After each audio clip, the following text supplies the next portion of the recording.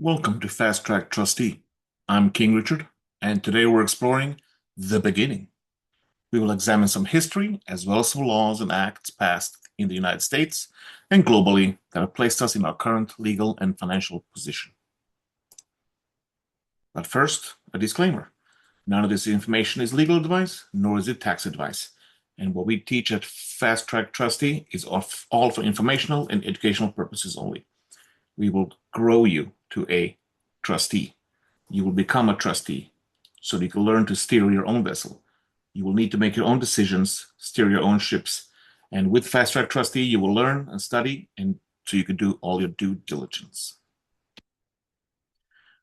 What are the origins of trusts? Contracts have been around for a long time, but the notion of a trust started in Mesopotamian times. The father of the house would be sick or pass away and would leave his estate in the hands of someone he trusted to take care of his land and his family, a trustee to help the beneficiaries. In Roman times, the fideicomissum law created a testamentary trust, where a beneficiary received property but is legally obligated to transfer it to a final recipient upon a specific event, such as death. It was designed to keep families' estates intact and is the forefather to the trusts we use today. The Crusades became a catalyst for change in Joliet, England, where knights would leave their lands and estate behind, but how could they ensure their families and estates were taken care of while gone, or even if they were killed? Common law had very strict inheritance rules. If you had the papers, you owned it. This eventually led to landowners to convey legal title to a trusted friend who would take care of the land and property to the benefit of the family. But this relied completely on the honesty of that friend. After all, he legally had all the paperwork showing he was the owner of his land.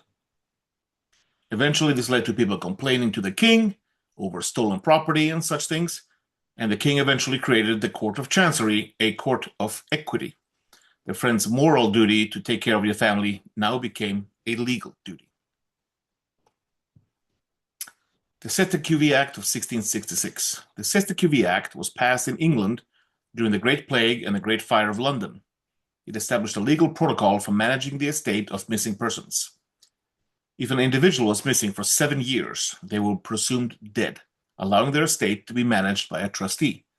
Cestui Que Vie essentially means he who lives. Yet it's ironically set the foundation for modern trust law and estate management for the quote-unquote presumed dead. The key purpose was to prevent estates from sitting in limbo. By presuming a person was dead after 7 years, the law allowed property to be transferred to a trustee to ensure taxes were paid and legal requirements were met. This established the role of trustee and beneficiary, roles that sovereignty circles identify as the origin of the legal fiction. At birth, a legal entity is created in your name, such as John Doe. This entity is separate from the living man or woman. It is not you. It operates under statutory and admiralty law rather than common law. Unless you reclaim your status, the system views you as quote-unquote lost at sea and presumed dead, making you the surety for the trust. The surety is the one who is responsible to pay.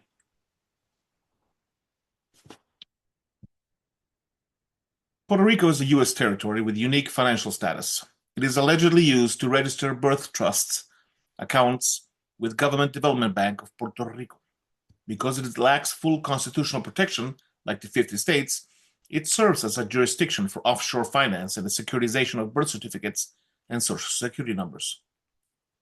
All these birth certificates are held in a trust in Puerto Rico. There is an additional trust I recently learned in the Philippines that does something similar.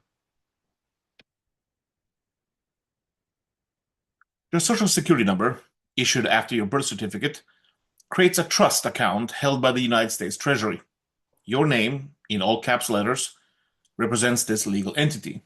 The value of your future labor and earnings serve as the bonded asset, which is then traded and held as collateral, effectively treating the population as chattel. So, you can see this system. There's a legal concept called Cestui Que Vie, which means you, the living man or woman.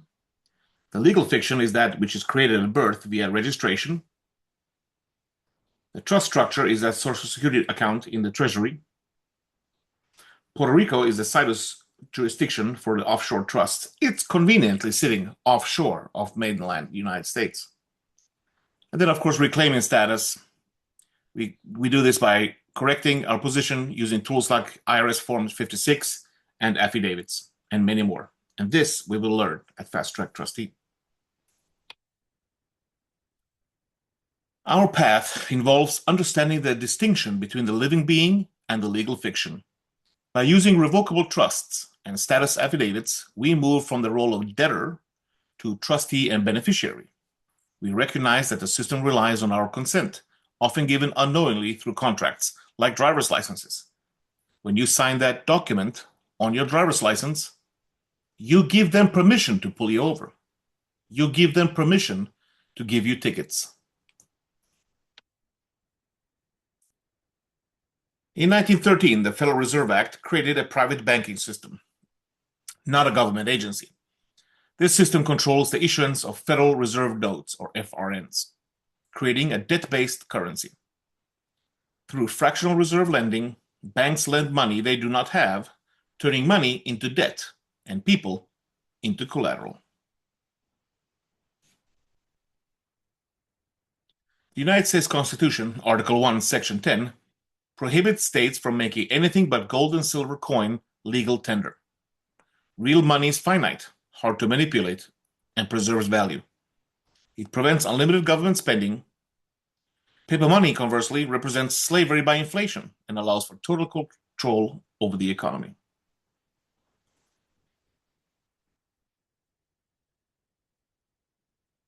Federal Reserve Notes, or FRNs, were introduced to replace gold and silver. These are not money. They're IOUs, or promissory notes. When you, quote-unquote, pay with an FRN, you aren't settling a debt. You're merely shifting it. Let someone else handle it. Every dollar issued is an increase in national and personal debt. That's as good as money, sir. Those are IOUs.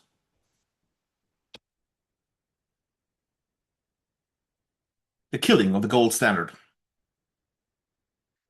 In 1933, FDR issued an executive order to confiscate all privately held gold. It was no longer redeemable anything in the United States. In 1944, the Bretton Woods Agreement made the United States dollar the world reserve currency, which was initially backed by gold. This is how we traded oil, always in United States dollars. In 1971, Nixon closed the gold window. And the United States dollar was suddenly not backed by anything. And since then, the dollar has been a pure fiat currency backed only by force and confidence.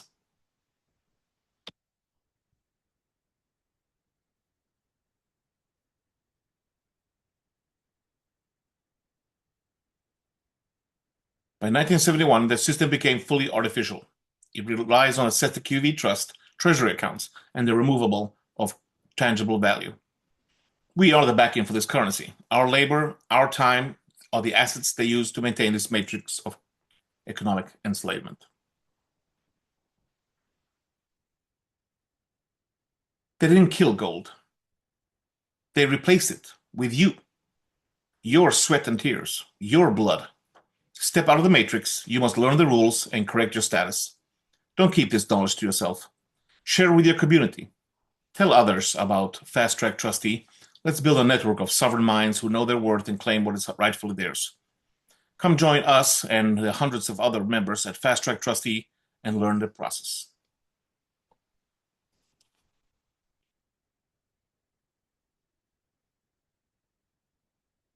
Come and honor the law. Know which ones you're under. Come and correct your status. Don't be a surety anymore for that trust. And return yourself to the private. Operate as a living man or woman. And live privately. Thank you.